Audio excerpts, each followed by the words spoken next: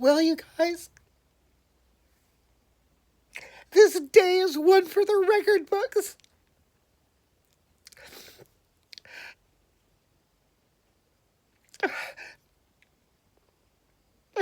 I can barely speak, so I'm going to try to get this out.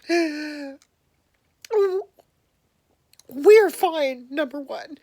At our elevation, there's no danger yet of fire.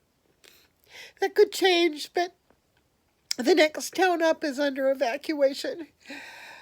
Um, but the terrain is different, so who knows? They could probably fight it much better than they are able to stop millions of dead trees from burning. Everyone, so many people I know have lost everything. They grabbed what they could and ran,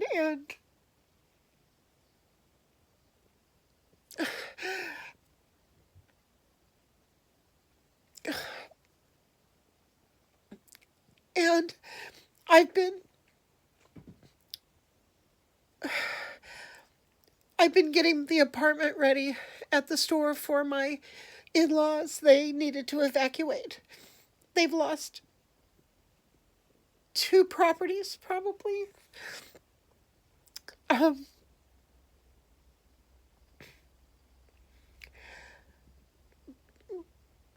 we're not certain that the cabin has been taken, but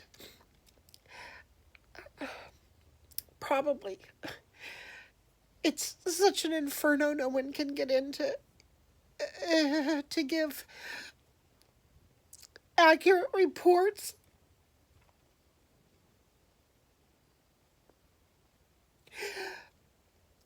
My in-laws got here this morning, and I was almost done cleaning, enough that it was habitable anyway. I hadn't touched that place since March, so, and the cat was living in there, so you know what that means. Cat poo everywhere, so I got out my bleach solution and I scrubbed everything down, and it smells good and they're comfortable. But then the evacuees started coming down the hill. I had people parked all over in front of the store and in the parking lot, and everybody is just shell shocked. It's like you're numb, just completely numb with the horror of this.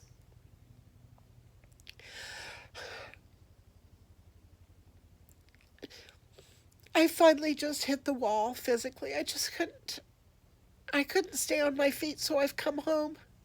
We don't have any electricity. We won't have it until the wee hours of the morning, probably. They say 11:30 tonight, but it'll probably be later than that. I am filthy and I reek, and my clothes are covered in soot, and I smell like ashes. And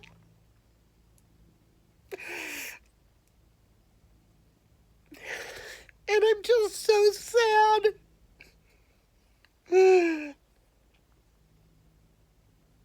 I feel like I'm absorbing everyone's sorrow and loss and horror, and it's not mine. I'm okay. It's everyone else. It's my friends and family. It's the wildlife and the vegetation, the trees and the plants, all the things I love to go and wildcraft and dry and use and save and revel in. And yeah, still be there, where it didn't burn, but my places are gone. My magic places. And I feel guilty and ungrateful for even saying that.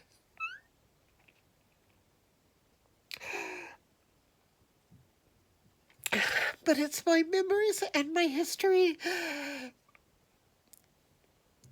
I think about all the celebrations, the birthdays, the picnics, the camping, all the things Grant and I did together when we were first falling in love, all the places we camped and visited and shared with each other, all the places my other friends, my friend Doug and my friend Tom and all my other friends, all the places that I've come to love.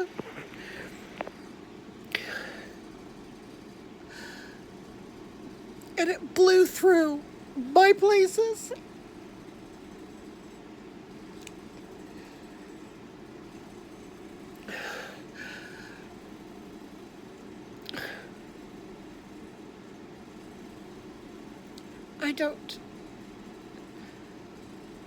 I have to get past this part. I have to get past this horror part.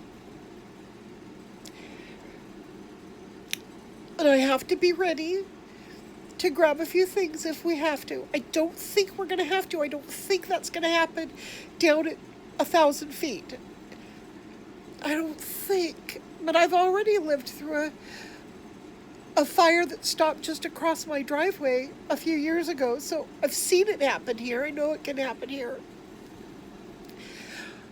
So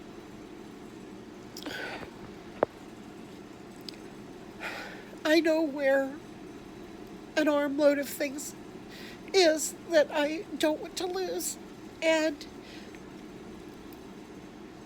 I will probably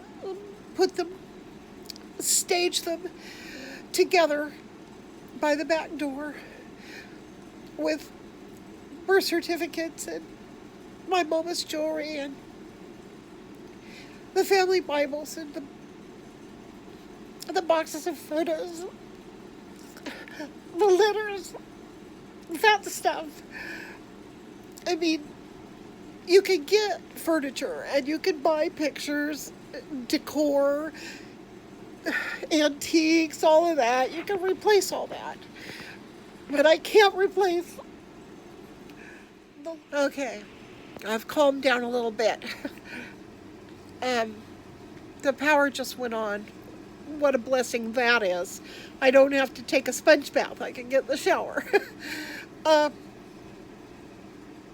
Yeah, I was going to say that I can't replace the letters my grandfather wrote to my grandmother when they were teenagers. And he was so in love. And all the condolence cards my grandmother got when my Uncle Buddy died when he was 9. Those things are the things I want to keep. So, I'm going to pull myself together. I'm going to take a shower, put on clean clothes, shampoo this hair that's in such bad shape.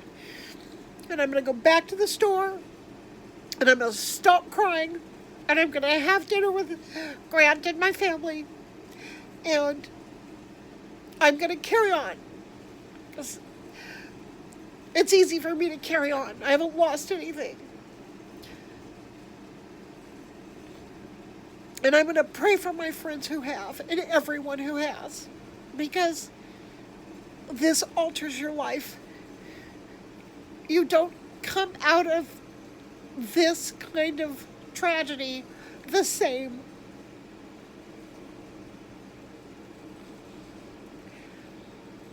And I'm going to stop thinking about what my mountains are going to look like when this is over. Because this happens every 500 years or so, the forests find a way to burn themselves down, and they are reborn. It's a cycle. I just happen to we're all living through the end of this cycle, and none of us will live to see the rebirth and maturity of the Sierras. We'll live to see replanting, and we'll live to see saplings turn into small trees. I mean, we'll live to see that, probably.